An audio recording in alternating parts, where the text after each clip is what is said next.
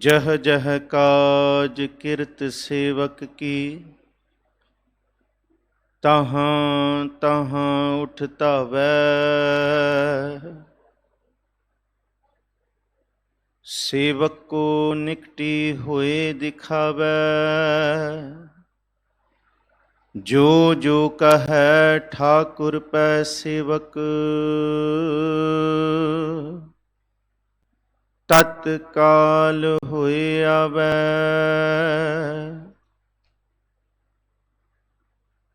अपने सेवक के हाँ बलिहारी, जो अपने प्रभु भावै। तिसकी सोए सुनी मन हरिया, तिस नानक परसण आवै।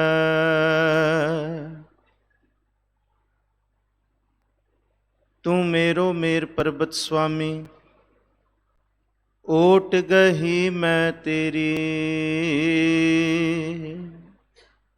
ना तुम डुलो हो ना हम गिरते, रख लीनी हर मेरी।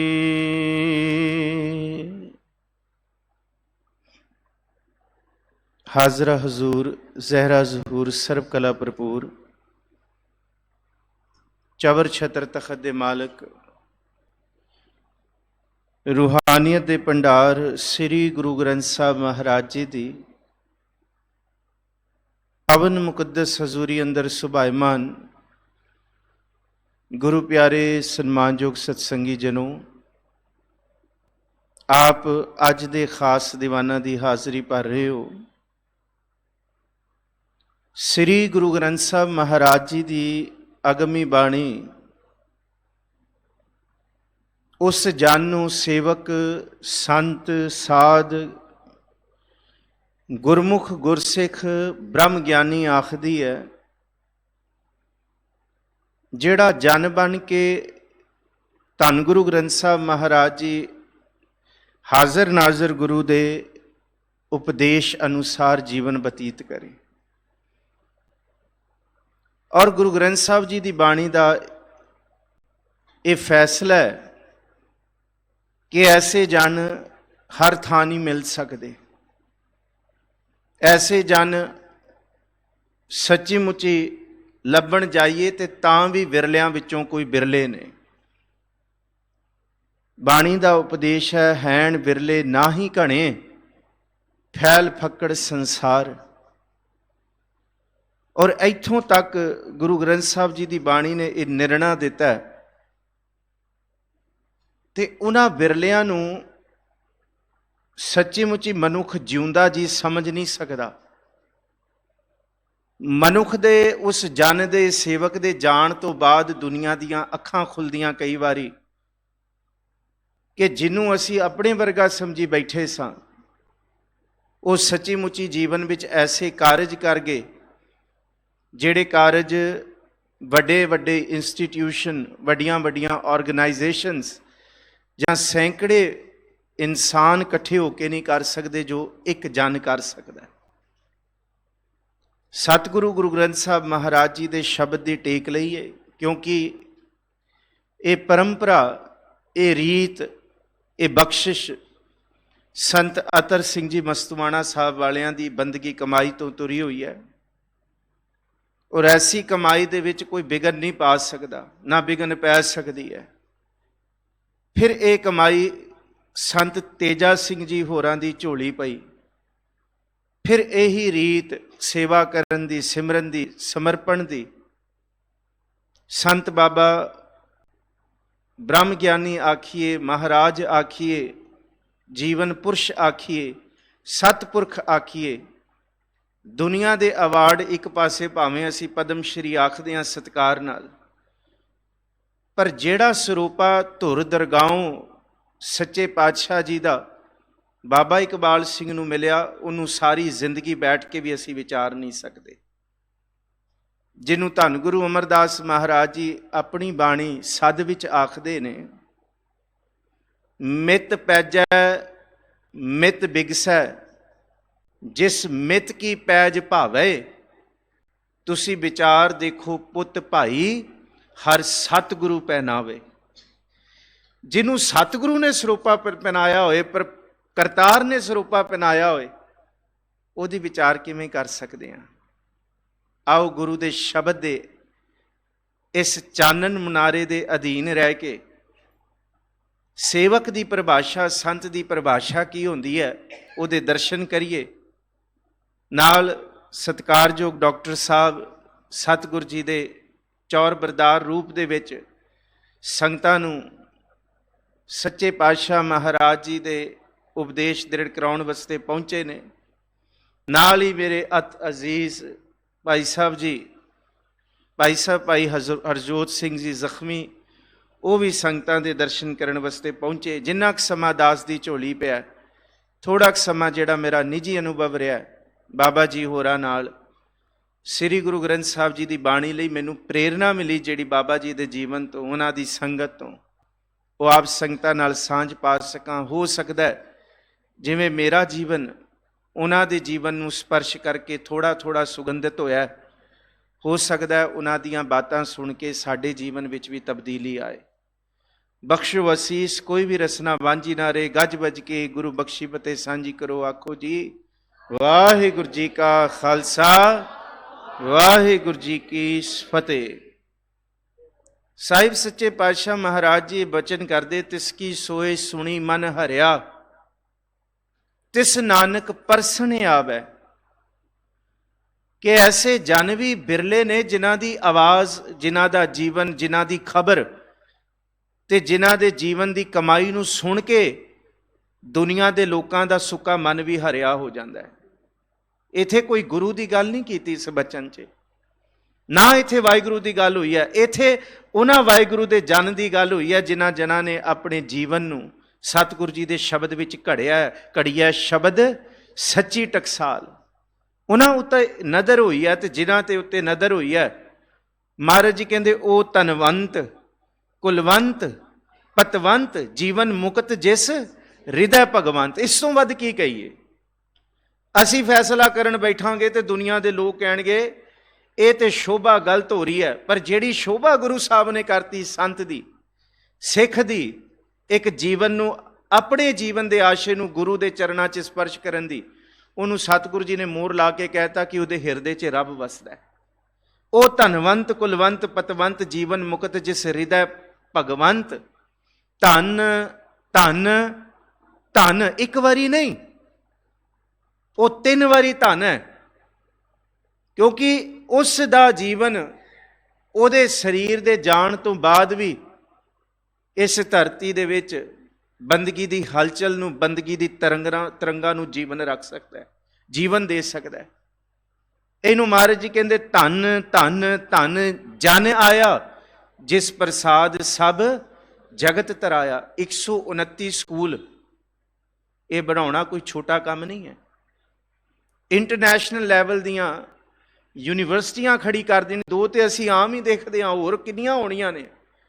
ਇਹ ਕੋਈ ਆਮ ਕੰਮ ਨਹੀਂ ਹੈ। 1982 ਦੇ ਵਿੱਚ ਨੌਕਰੀ ਤੋਂ ਰਿਟਾਇਰਮੈਂਟ ਹੋਈ ਹਿਮਾਚਲ ਗਵਰਨਮੈਂਟ ਦੇ ਅਧੀਨ, ਤੇ 3-4 ਸਾਲਾਂ ਦੇ ਵਿੱਚ ਕੈਸੀ ਕਲਾ ਵਰਤਾਤੀ। 1986 'ਚ ਉਹ ਧਰਤੀ ਵੀ ਪ੍ਰਗਟ ਕਰਤੀ ਜਿਹੜੀ ਧਰਤੀ ਲੁਕੀ ਹੋਈ ਸੀ। ਕੋਈ ਛੋਟੀ ਗੱਲ ਨਹੀਂ ਹੈ।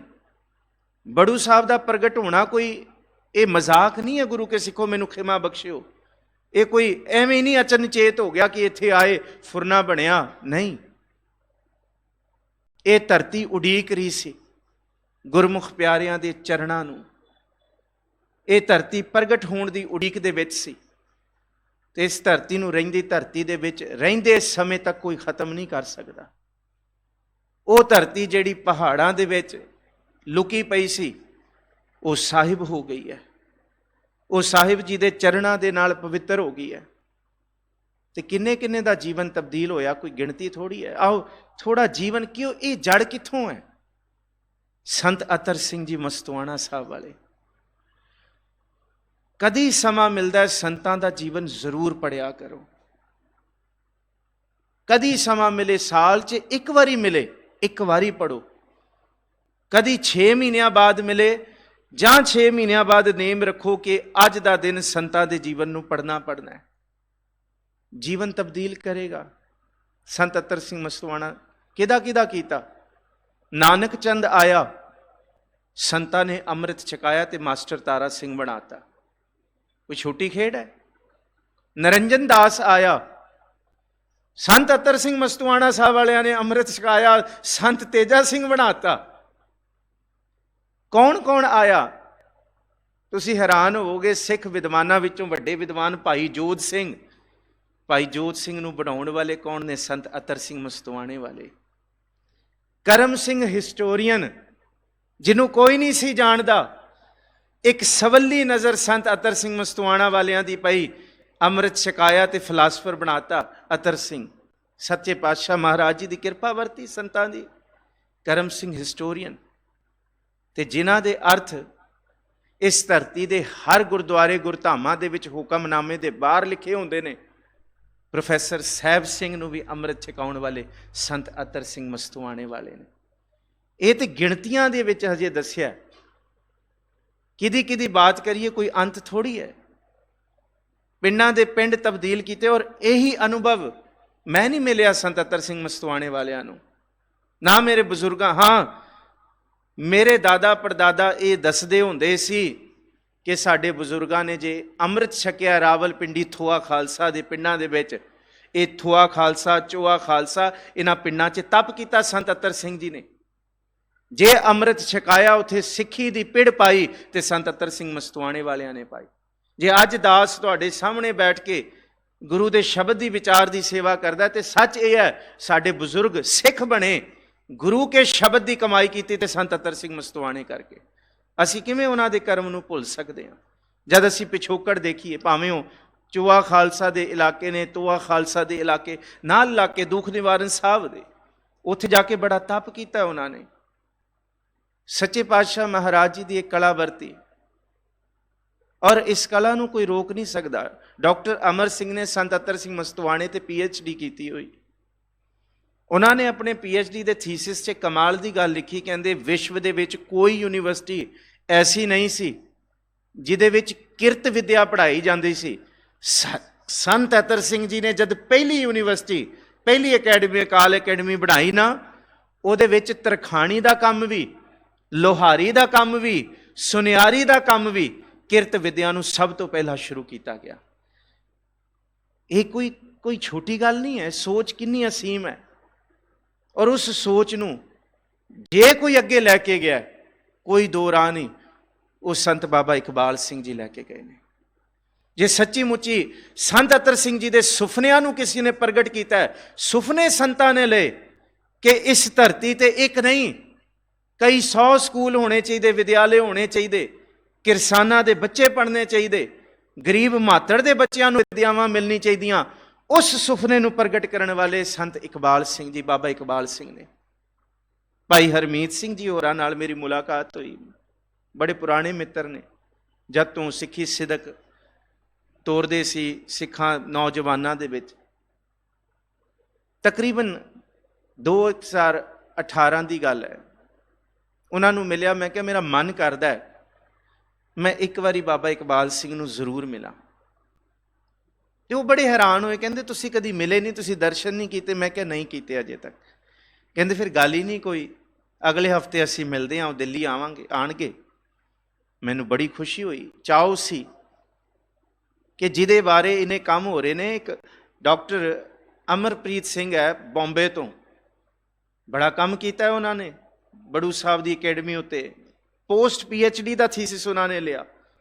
ਮੇਰੇ ਮਿੱਤਰ ਪਿਆਰੇ ਨੇ, ਉਹਨਾਂ ਦੀ ਵਾਈਫ ਮੇਰੇ ਨਾਲ ਪੰਜਾਬੀ ਯੂਨੀਵਰਸਿਟੀ ਪਟਿਆਲਾ। ਜਦ ਮੈਨੂੰ ਪਤਾ ਲੱਗਿਆ ਕਿ ਆਊਟਸਟ੍ਰੀਮ ਤੋਂ ਆ ਕੇ ਬਿਜ਼ਨਸ ਮੈਨੇਜਮੈਂਟ ਦਾ ਬੰਦਾ ਵਰਲਡ ਦੀਆਂ ਯੂਨੀਵਰਸਿਟੀਜ਼, ਹਾਰਵਰਡ ਜਾਂ ਵੱਡੀਆਂ ਯੂਨੀਵਰਸਿਟੀਆਂ ਦੇ ਵਿੱਚ ਕੋਈ ਥੀਸਿਸ ਦਾ ਮਾਡਲ ਪੇਸ਼ ਕਰਦਾ ਹੈ, ਤੇ ਕਹਿੰਦਾ ਇੰਡੀਆ ਦੇ ਵਿੱਚ ਸਭ ਤੋਂ ਵੱਡਾ ਐਡੂਕੇਸ਼ਨ ਦਾ ਜੇ ਮਾਡਲ ਲੈਣਾ ਹੈ ਤੇ ਉਹ ਬੜੂ ਸਾਹਿਬ ਵਾਲਾ ਮਾਡਲ ਹੈ। ਡਾਕਟਰ ਅਮਰਪ੍ਰੀਤ ਸਿੰਘ ਜੀ ਉਹ ਪੇਸ਼ ਕਰਦਾ, ਜਾਣਦੇ ਹੋ ਸਾਰੇ, ਤੁਸੀਂ ਜਾਣਦੇ ਹੋ। ਔਰ ਇਹ ਕੋਈ ਛੋਟੀ ਗੱਲ ਨਹੀਂ ਹੈ, ਨਿੰਦਣਾ ਇੱਕ ਖਿੰਨ ਦੀ ਗੱਲ ਹੈ, ਪਰ ਏਡੇ ਵੱਡੇ, ਇੰਨੇ ਵੱਡੇ ਸੰਸਥਾ ਨੂੰ ਚਲਾਣਾ ਸੱਚੀ ਮੁੱਚੀ ਅਲੂਣੀ ਸਿੱਲ ਚੱਟਣਾ ਹੈ। ਬਾਬਾ ਇਕਬਾਲ ਸਿੰਘ ਨਾਲ ਮੇਰੀ ਮੁਲਾਕਾਤ ਹੋਈ। 8 ਵਜੇ ਮੇਰੀ ਕਥਾ ਦਾ ਸਮਾਂ ਹੁੰਦਾ ਹੈ ਤੇ 5 ਵਜੇ ਅਸੀਂ ਮਿਲੇ, ਔਰ ਉਹ 3 ਘੰਟੇ ਮੈਨੂੰ ਇਉਂ ਪ੍ਰਤੀਤ ਹੋਇਆ ਜਿਵੇਂ 3 ਮਿੰਟ ਸਨ। 3 ਘੰਟੇ ਬਚਨ ਬਲਾਸ ਹੋਏ, ਘੜੀ ਦੇਖੀ 8 ਵੱਜ ਗਏ। ਮੈਂ ਕਿਹਾ ਅੱਜ ਮੇਰਾ ਕਥਾ ਕਰਨ ਨੂੰ ਮਨ ਨਹੀਂ ਕਰਦਾ, ਅੱਜ ਮੈਂ ਬੈਠ ਕੇ ਬਚਨ ਬਿਲਾਸ ਕਰਾਂ। ਕੈਸੀਆਂ ਬਾਤਾਂ ਉਹਨਾਂ ਨੇ। ਮੈਂ ਉਹਨਾਂ ਨੂੰ ਕਿਹਾ ਸੰਤ ਅਤਰ ਸਿੰਘ ਜੀ ਦੀਆਂ ਬਾਤਾਂ ਸੁਣਾਓ, ਪ੍ਰਿੰਸੀਪਲ ਤੇਜਾ ਸਿੰਘ ਦੀਆਂ ਬਾਤਾਂ ਸੁਣਾਓ, ਉਹਨਾਂ ਦੀ ਸੁਣਾਓ ਜਿਨ੍ਹਾਂ ਨਾਲ ਸੰਗਤ ਕੀਤੀ, ਸਹਬਤ ਕੀਤੀ। ਬੋਲੇ ਕੁਛ ਨਹੀਂ, ਇੱਥੋਂ ਹੰਝੂ ਵਹਿਣ ਲੱਗ ਗਏ ਅੱਖਾਂ ਤੋਂ। ਕੈਸਾ ਜੀਵਨ। ਮੈਂ ਕਿਹਾ ਬਾਬਾ ਜੀ ਇਹ ਕਿਵੇਂ? ਕਹਿੰਦੇ ਸੰਤ ਅਤਰ ਸਿੰਘ ਨੇ ਇੱਕੋ ਗੱਲ ਕਹੀ ਸੀ ਆਪਣਾ ਸਰੀਰ ਤਿਆਗਣ ਲੱਗਿਆ। ਉਹਨਾਂ ਨੇ ਪੁੱਛਿਆ ਸੀ ਕਿ ਤੁਸੀਂ ਆਪਣੀ ਸੰਪਰਦਾ ਕਿਹਨੂੰ ਦੇ ਕੇ ਜਾਂਦੇ ਹੋ? ਕਹਿੰਦੇ ਸੰਪਰਦਾ ਨਹੀਂ, ਇਹ ਗੁਰੂ ਗ੍ਰੰਥ ਸਾਹਿਬ ਜੀ ਦਾ ਘਰ ਹੈ, ਇਹ ਕਿਸੇ ਦੀ ਜੱਦੀ ਜਾਇਦਾਦ ਨਹੀਂ। ਮੈਂ ਪੁੱਛਿਆ ਫਿਰ ਇਹਨੂੰ? ਕਹਿੰਦੇ ਗੁਰੂ ਗ੍ਰੰਥ ਸਾਹਿਬ ਨੇ ਬਣਾਇਆ ਤੇ ਗੁਰੂ ਗ੍ਰੰਥ ਸਾਹਿਬ ਹੀ ਚਲਾਏਗਾ। ਇਹ ਸੰਤ ਬਾਬਾ ਇਕਬਾਲ ਸਿੰਘ ਦੇ ਬਚਨ ਸਨ ਕਿ ਗੁਰੂ ਗ੍ਰੰਥ ਸਾਹਿਬ ਨੇ ਜੁਗੋ ਜੁਗ ਅਟਲ ਨੇ ਬਣਾਇਆ, ਜੁਗ ਜੁਗ ਅਟਲ ਹੀ ਚਲਾਏਗਾ। ਕਿੰਨਾ ਕੁਛ ਜੀਵਨ ਦੇ ਵਿੱਚ ਤਬਦੀਲੀ ਕਰਨ ਵਾਲੇ। ਪਦਮ ਸ਼੍ਰੀ ਅਵਾਰਡ ਉਹਨਾਂ ਨੂੰ ਦਿੱਤਾ। ਹੈਰਾਨ ਹੋਵੋਗੇ ਤੁਸੀਂ, ਬਾਹਰ ਅਮਰੀਕਾ ਲੰਡਨ ਦੇ ਵਿੱਚ ਜਿਹੜੇ ਅਵਾਰਡਸ ਹੋਏ ਨਾ 2012 ਦੇ ਵਿੱਚ, ਸੰਤ ਬਾਬਾ ਇਕਬਾਲ ਸਿੰਘ ਨੂੰ ਸਾਡੇ ਦੇਸ਼ ਦਾ ਸਭ ਤੋਂ ਉੱਚ ਪਦਵੀ ਦੇ ਸਿੱਖ ਦਾ ਅਵਾਰਡ ਬਾਬਾ ਇਕਬਾਲ ਸਿੰਘ ਨੂੰ ਦਿੱਤਾ ਉਹਨੇ। ਕਹਿੰਦੇ ਇਸ ਤੋਂ ਵੱਡਾ ਸਿੱਖ, ਇਸ ਤੋਂ ਵੱਡੀ ਪਰਸਨੈਲਿਟੀ ਇੰਡੀਆ ਵਿੱਚ ਹੈ ਹੀ ਨਹੀਂ। 2012 ਦੇ ਵਿੱਚ, 2015 ਵਿੱਚ ਫਿਰ ਅਵਾਰਡ ਮਿਲਿਆ ਉਹਨਾਂ ਨੂੰ। ਗੱਲ ਕੀ ਹੈ? ਗੱਲ ਹੈ ਜੀਵਨ। ਕਿੱਥੋਂ ਇਹ ਤਾਕਤ ਲਈ? ਤਾਕਤ ਗੁਰੂ ਦੇ ਬਚਨਾਂ ਤੋਂ ਲਈ, ਗੁਰੂ ਗ੍ਰੰਥ ਸਾਹਿਬ ਤੋਂ ਲਈ। ਆ ਹੁਣੇ ਬੈਠ ਕੇ ਤੰਤੀ ਸਾਜ਼ਾਂ 'ਚ ਤੁਸੀਂ ਕੀਰਤਨ ਸਰਵਣ ਕਰ ਰਹੇ ਸੀ, ਆ ਪੱਕੇ ਰਾਗਾਂ ਦੇ ਵਿੱਚ ਤੁਹਾਨੂੰ ਕੀਰਤਨ ਸੁਣਾਉਣ ਵਾਲੇ ਪਹੁੰਚੇ ਹੋਏ ਨੇ। ਕਿਹਦੀ ਕਮਾਈ ਹੈ? ਸੰਤ ਬਾਬਾ ਇਕਬਾਲ ਸਿੰਘ ਦੀ ਕਮਾਈ ਹੈ। ਸਮਾਂ ਨਹੀਂ ਹੁੰਦਾ। ਅਗਲਾ ਸਾਰਾ ਸਾਲ ਪੁੱਛੋ ਭਾਈ ਸਾਹਿਬ ਸਮਾਂ ਮਿਲੇਗਾ, ਕਹਿੰਦੇ ਸਾਲ ਸਾਰਾ ਬੁੱਕ ਹੈ। ਇੱਥੇ ਕਿਉਂ ਬੈਠੇ ਨੇ? ਬਾਬਾ ਇਕਬਾਲ ਸਿੰਘ ਦੀ ਕਮਾਈ ਕਰਕੇ, ਉਹਨਾਂ ਗੁਰਮੁਖਾਂ ਦੀ ਕਮਾਈ ਕਰਕੇ। ਸੱਚੇ ਪਾਤਸ਼ਾਹ ਹਜ਼ੂਰ ਜੀ ਦੀ ਬਾਣੀ ਦਾ ਇਹ ਬਚਨ ਸੁਣੋ। ਜਿਹੜਾ ਬਾਣੀ ਵੀ ਦਾ ਰੂਪ ਹੋ ਗਿਆ ਨਾ, ਉਹਨੂੰ ਸੱਚੀ ਮੁੱਚੀ ਕੋਈ ਕਥਾ, ਕੋਈ ਲਫ਼ਜ਼, ਉਹ ਨਿਰੁਕਤ ਸਰੂਪ ਜਿਹਨੂੰ ਗੁਰੂ ਗੋਬਿੰਦ ਸਿੰਘ ਸਾਹਿਬ ਜਾਪ ਸਾਹਿਬ 'ਚ ਕਹਿੰਦੇ ਨੇ ਨਾ, ਉਹ ਨਿਰੁਕਤ ਸਰੂਪ ਹੁੰਦਾ ਹੈ। ਉਹਦੀ ਕਥਾ ਨਹੀਂ ਹੋ ਸਕਦੀ। ਉਹ ਧਨਵੰਤ ਪਤਵੰਤ ਕੁਲਵੰਤ ਜੀਵਨ ਮੁਕਤ ਜਿਸ ਹਿਰਦੈ ਭਗਵੰਤ, ਧਨ ਧਨ ਧਨ ਜਨ ਆਇਆ ਜਿਸ ਪ੍ਰਸਾਦ ਸਭ ਜਗਤ ਤਰਾਇਆ, ਧਨ ਜਨ ਆਵਨ ਕਾ ਇਹ ਹੈ ਸੁਭਾਉ, ਜਨ ਕੈ ਸੰਗ ਚਿਤ। ਅਸੀਂ ਨਾਮ ਹੀ ਤੇ ਕਰ ਰਹੇ ਹਾਂ, ਅਸੀਂ ਸ਼ਬਦ ਨਾਲ ਤੇ ਜੁੜ ਰਹੇ ਹਾਂ। ਕਿੰਨੇ ਬੱਚੇ, ਕਿੰਨਾ ਜੀਵਨ ਤਬਦੀਲ ਕਰਤਾ।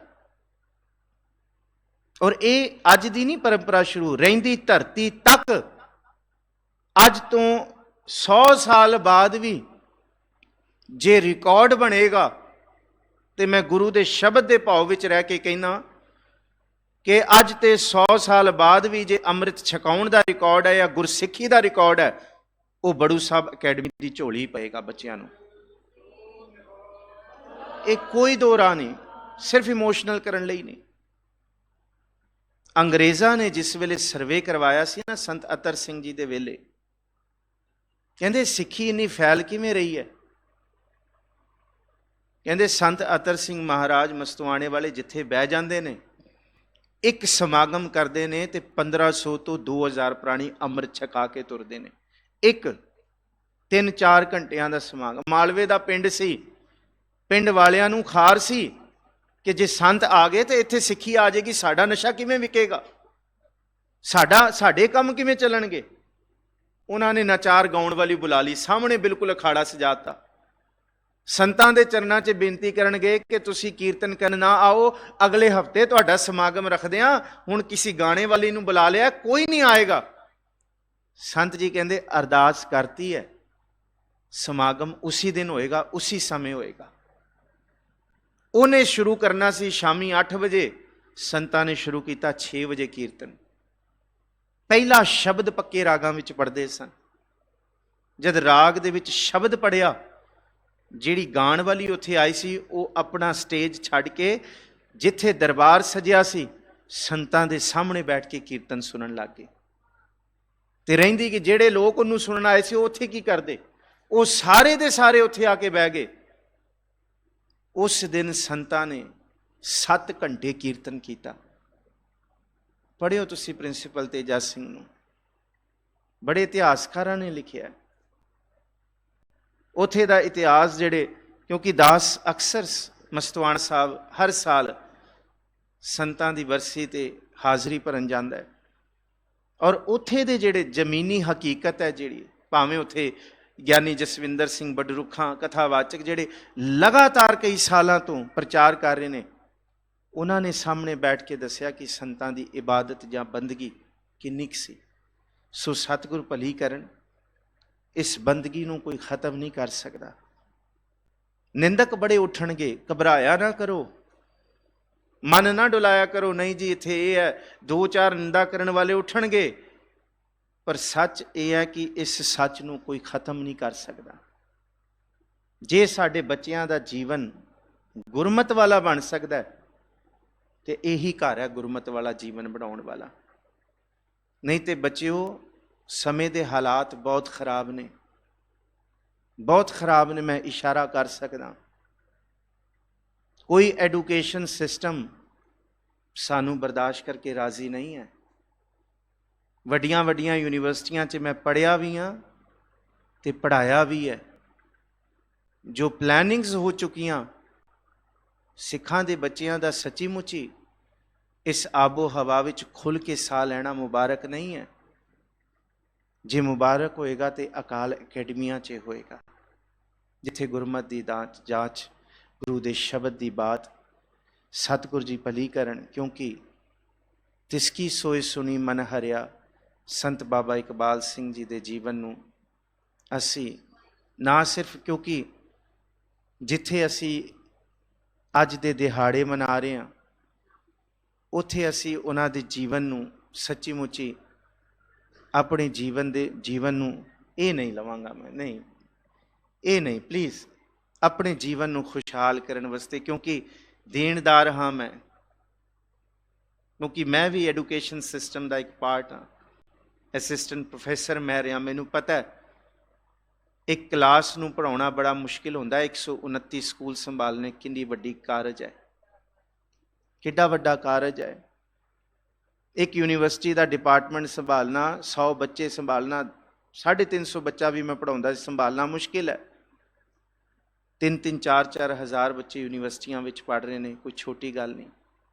ਇਹ ਭੇਟਾ ਯੂਨੀਵਰਸਿਟੀ ਤੇ ਐਡੂਕੇਸ਼ਨ ਦੇ ਵਿੱਚ ਮੇਰੇ ਵੱਲੋਂ ਆਪ ਸੰਗਤਾਂ ਲਈ, ਅਕਾਲ ਅਕੈਡਮੀ ਲਈ, ਸੰਤ ਬਾਬਾ ਇਕਬਾਲ ਸਿੰਘ ਨੂੰ ਮੈਂ ਸੱਚੀ ਮੁੱਚੀ ਨਹੀਂ ਭੇਟਾ ਕੋਈ ਦੇ ਸਕਿਆ, ਮੇਰਾ ਮਨ ਸੀ। ਇਹ ਮੇਰੀ ਭੇਟਾ ਸੰਤ ਬਾਬਾ ਇਕਬਾਲ ਸਿੰਘ ਜੀ ਦੇ ਚਰਨਾਂ ਵਿੱਚ ਹੈ। ਇਹ ਕਥਾ ਦੀ ਹਾਜ਼ਰੀ ਵੀ ਔਰ ਇਹ ਤਿਲ ਫੁੱਲ ਭੇਟਾ ਵੀ, क्योंकि जो उन्होंने जीवन तो मैं कुछ घड़ियाँ कुछ पल, ये जो चंद लम्हे बिताए आपकी रफाकत में, ना जाने कितने बरस मेरे काम आएंगे। जो समा मैं बाबा इकबाल सिंह, मैं उन्होंने बयान नहीं कर सकता क्योंकि वो लफ्ज़ों विच नहीं है। क्या मैनू गया सी बयान करन लई, कह बे को शोभा नहीं देखा ही परवान है। वो सच्ची मुच्ची गूंगे की मिटियाई है, उन्होंने माणिया जा सकता है। गवाओ ना गुरु के सिखो, ऐसी हस्ती नूं सदा ही अपने मन विच याद रखो। बंदगी वालियां नूं चेते कीतियां जीवन विच भी बंदगी दे गुण सरशार हुंदे ने। सारियां नूं अज दे समागम मुबारक ने, प्रबंधकां नूं मुबारक ने। बहुत अजीज गुरमुख प्यारे बैठे ने, मैं सब नूं सारियां दे चरणां 'च इस्तिकबाल। अज किसी दा नाम नहीं लांगा, सिर्फ नाम धन सच्चे पातशाह गुरु नानक साहब जी दा ते गुरु नानक गुरु साहब दे अनंत सिख संत अतर सिंह जी ते बाबा इकबाल सिंह जी, जिन्हां नूं नमस्कार करन वास्ते बैठे हाँ, उन्हां दे चरणां 'च नमस्कार करिए, जिन्हां ने अज ये फुलवाड़ी बिठाई है ते बैठे हाँ। भुलां चुकां दी खिमा, फतेह बुलाओ आखो जी वाहिगुरू जी का खालसा वाहिगुरू जी की फतेह।